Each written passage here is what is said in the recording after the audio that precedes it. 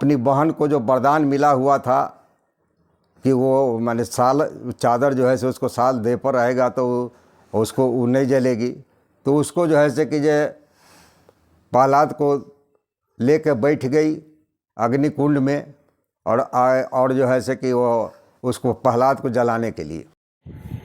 जय हिंद, जय श्री सद्गुरुदेव। आपका स्वागत करते हैं हम युवा शक्ति टीम यूट्यूब चैनल पर। और आज है 13 मार्च 2025 जो कि आज होलिका दहन का दिन है। और होली हर साल हम लोग मनाते हैं और इस बार भी हम लोग मनाने वाले हैं। तो आज हम इस खोज में निकले हैं कि होली क्यों मनाते हैं, होलिका दहन का क्या मतलब है।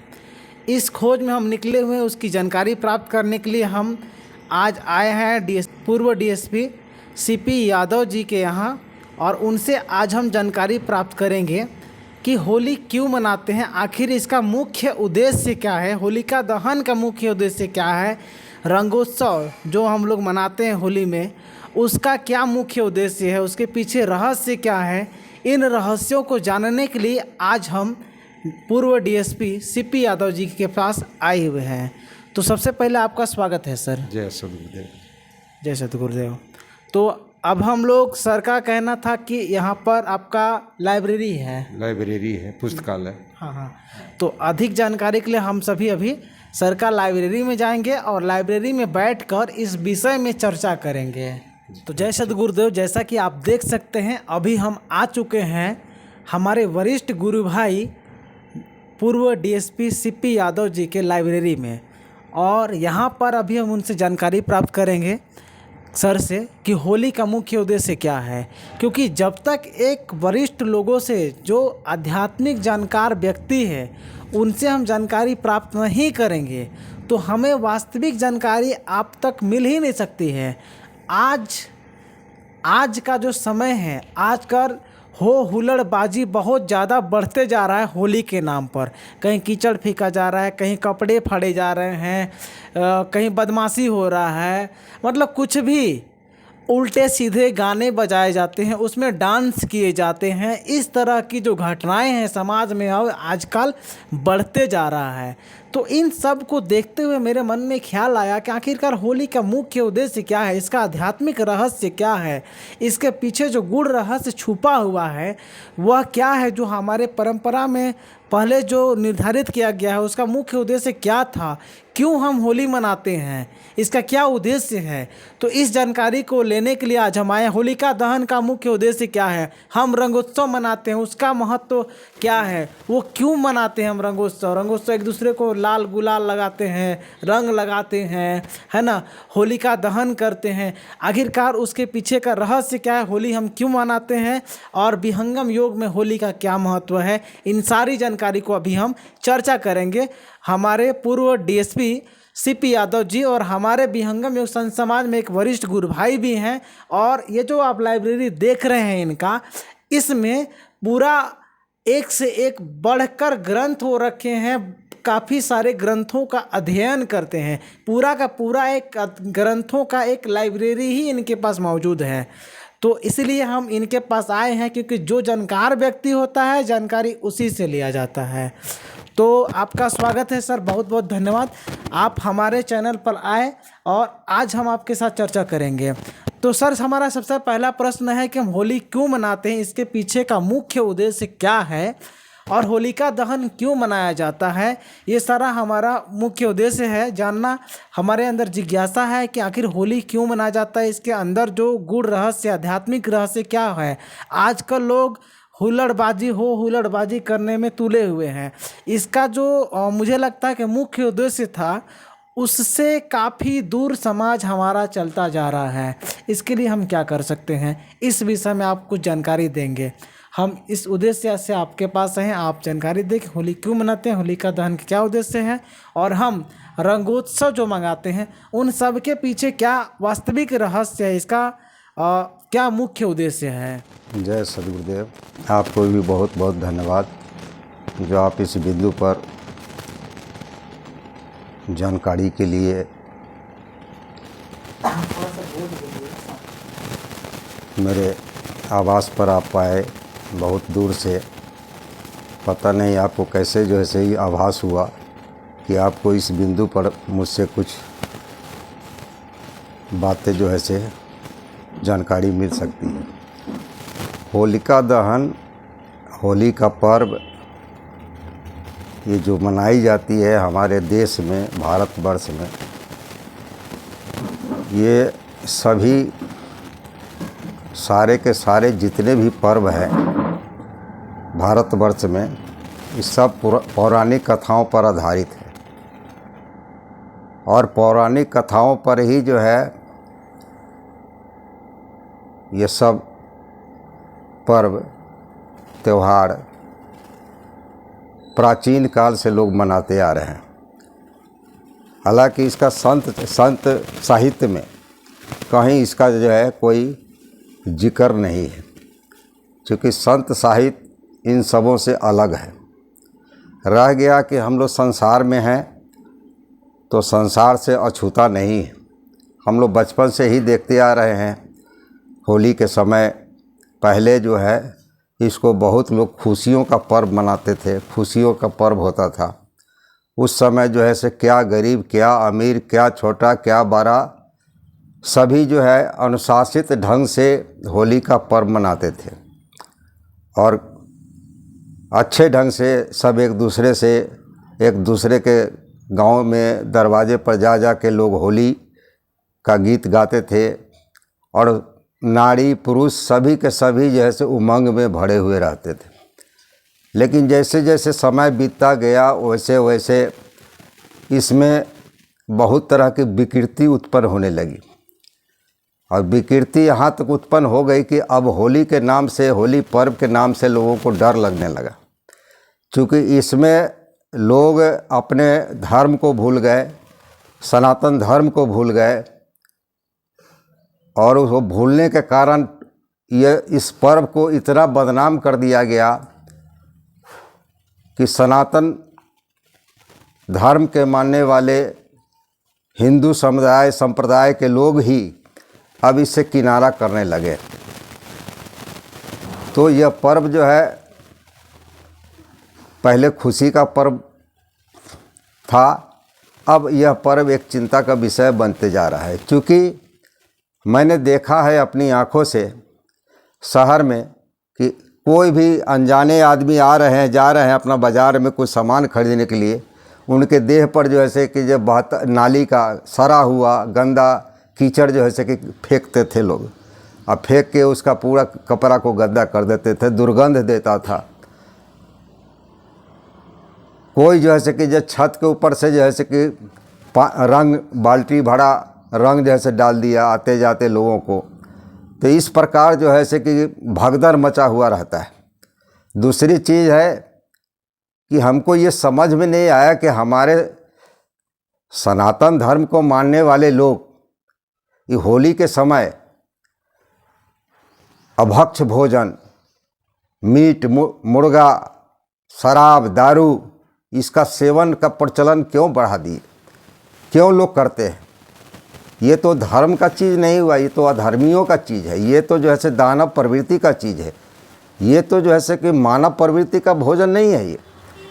तो इसलिए जो है से कि होली का पर्व जो है पहले खुशी का माना जाता था, लेकिन अब हम इसको खुशी का पर्व नहीं समझते हैं। अब इस सावधान होने का, सतर्क होने का पर्व है। आप सतर्क हो के अपने घर में ही रहिए, परिवार के साथ अपना खाइए और जो भी नियम का पालन करना हो उसको कीजिए, जो परंपरा है उसको निभाइए। लेकिन अब अगर आप सड़क पर निकल के कहीं जाना चाहेंगे, आना चाहेंगे, तो आपके साथ कुछ भी घटना घट सकती है। यही वास्तविकता है। रह गया सवाल, आपने पूछा कि होली पर्व क्यों मनाया जाता है, तो पौराणिक कथाओं में यह बात बताया गया है कि होलिका हिरण्यकश्यप की बहन थी। हिरण्यकश्यप बहुत ही दुष्ट प्रवृत्ति के थे और वो जो है से कि अहंकार कूट कूट के भरा हुआ था, सारा दुर्गुण उसके अंदर था। वो जैसे अपने को भगवान का भी समझता था और लोगों से ज़बरदस्ती अपना गुणगान कराने के लिए दबाव देता था। जो उनका बात नहीं मानता था हिरण्यकश्यप का, तो उसके साथ अत्याचार करता था। उसी का बहन भी जैसे थी उसी दुष्ट प्रवृत्ति की। तो संजोग ऐसा हुआ कि भक्त प्रहलाद का जब जन्म हुआ तो वो जन्म से ही जैसे प्रभु का भक्ति करने लगे, श्रीमन नारायण नारायण नारायण का जाप करने लगे। अब इसको देख के जो है से हिरण्यकश्यप को पुत्र के प्रति बहुत क्रोध हुआ। बार बार मना करने के बाद भी जो है प्रहलाद जैसे उनसे छोटा बालक प्रहलाद उनसे कहते रहा कि नहीं, आप जो है से भगवान नहीं है, भगवान तो श्री हरि है। बस उसको प्रहलाद को दंड देने के लिए, उसको मारने के लिए बहुत तरह का जो है वो उद्यम किया। अंत में जो है से पहाड़ से फेंका, हाथी से कुचलवाया, बहुत तरह का ये किए। लास्ट में जो है से कि वो मैंने अपनी बहन को जो वरदान मिला हुआ था कि वो मैंने साल चादर जो है से उसको साल दे पर रहेगा तो उसको वो नहीं जलेगी, तो उसको जो है से कि जे प्रहलाद को लेके बैठ गई अग्निकुंड में और जो है से कि वो उसको प्रहलाद को जलाने के लिए। लेकिन जब अग्निकुंड प्रज्वलित हुआ, प्रहलाद की माँ देख के तड़प रही है, लेकिन बाकी सभी जो है से कि जे दंड के रूप में अपनी आंखों से देख रहा था। जब अग्नि जली प्रज्वलित हुई तो उसका दिया हुआ वरदान भगवान वापस ले लिए होलिका का, और वह जैसे जल के भस्म हो गई और प्रहलाद जो है से सकुशल उस अग्निकुंड से बाहर आए। तो होलिका दुष्ट जो जल के मर गई तो लोगों में खुशी हुई कि चलो एक दुष्ट जैसे का विनाश हो गया। उसी प्रकार जो है फिर जो है हिरण्यकश्यप अपने पुत्र को मारने के लिए तलवार लेकर पहुंच गया और बोला कि जैसे तुम कहते हो कोई कण कण में भगवान है, तुम बताओ कि इस खम्भा में भगवान है। प्रहलाद बोले कि एकदम है, वो सब जगह है भगवान। बस वो प्रहलाद वो हिरण्यकश्यप वो खम्भा पर अपना प्रहार किया।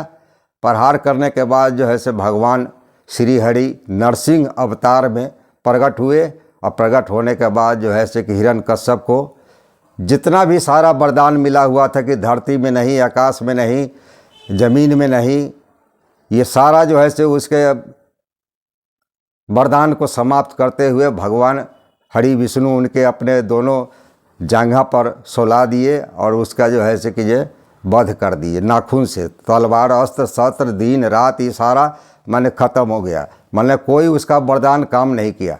इसके बाद उसको समाप्त कर दिए। समाप्त करने के बाद उसका भी अंत हो गया। तो होलिका का भी अंत हो गया और दुष्ट राक्षस हिरण्यकश्यप का भी अंत हो गया। तो दोनों के अंत होने से जनमानस में शांति की लहर दौड़ गई।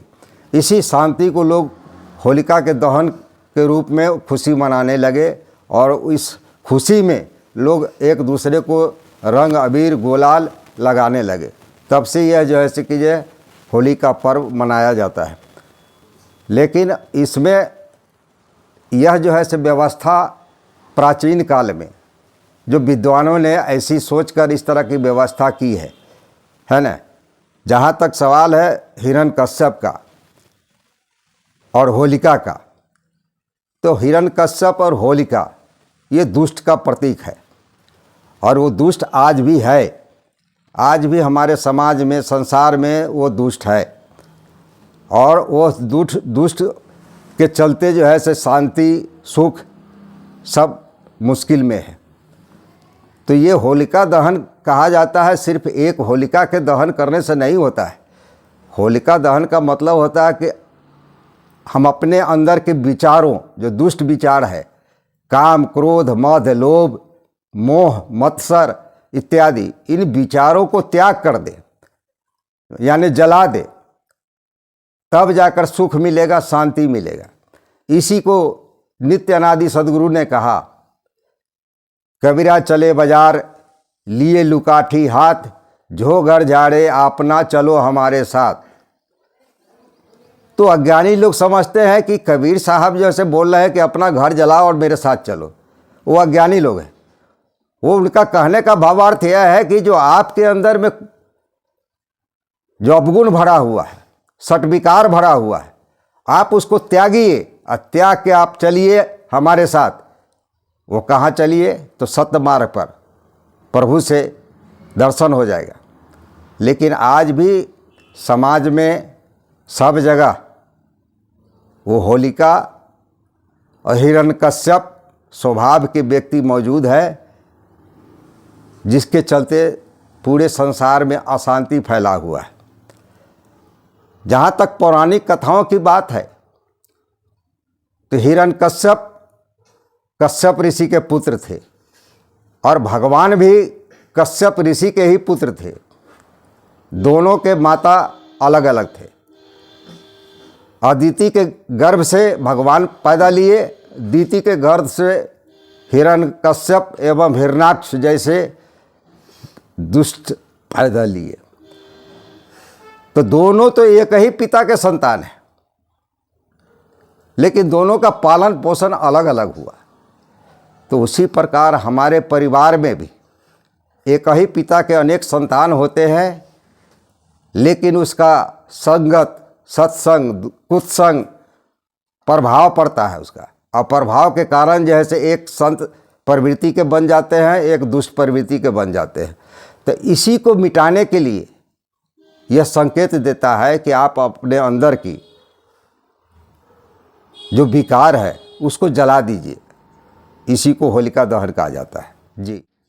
तो अभी आप सबने सुना कि हम होली क्यों मनाते हैं, उसके पीछे जो पौराणिक कथा है वह पूर्व डीएसपी सीपी यादव जी ने सुनाया। और उसके बाद उन्होंने बताया कि होलिका और हिरण्यकश्यप जो है बुराई का प्रतीक है। जो हमारे और आपके भीतर में जो बुराई है, जो अवगुण है, जो नकारात्मक सोच है, होलिका का मतलब हुआ कि इन सोच को अग्नि में जलाकर भस्म कर देना। उस समय से हम आज से त्याग करते हैं कि इन जो अवगुण है, जो हमारे अंदर जो गलत सोच है, गलत विचार है, उनको हम त्याग करें, उनको हम जला दें, भस्म कर दें, होलिका दहन कर दें। ये होता है असली होलिका दहन का मतलब। हम रंगोत्सव मनाते हैं, इसी की खुशी में एक दूसरे को गुलाल लगाते हैं और खुशियाँ मनाते हैं। क्योंकि ऐसा समझ के चलिए इसको कि जैसे हमारे अंदर जो बुराई था, जैसे हिरण्यकश्यप और आपका जो होलिका है, यह एक नाम, एक प्रतीक है ना। इसका वास्तविकता ये एक प्रतीक है ये बुराई का, जिसको जलाकर भस्म कर दिया। अब हमारे अंदर सिर्फ खुशी खुशी बचा हुआ है, जिसको जाहिर करने के लिए हम रंग, गुलाल, अबीर ये सब लगाते हैं। यही बात है ना जी? हाँ सर? जी, एकदम बिल्कुल वही। तो आप सभी को बहुत बहुत धन्यवाद। आप सभी इस वीडियो को अधिक से अधिक शेयर करें। जय सद्गुरुदेव।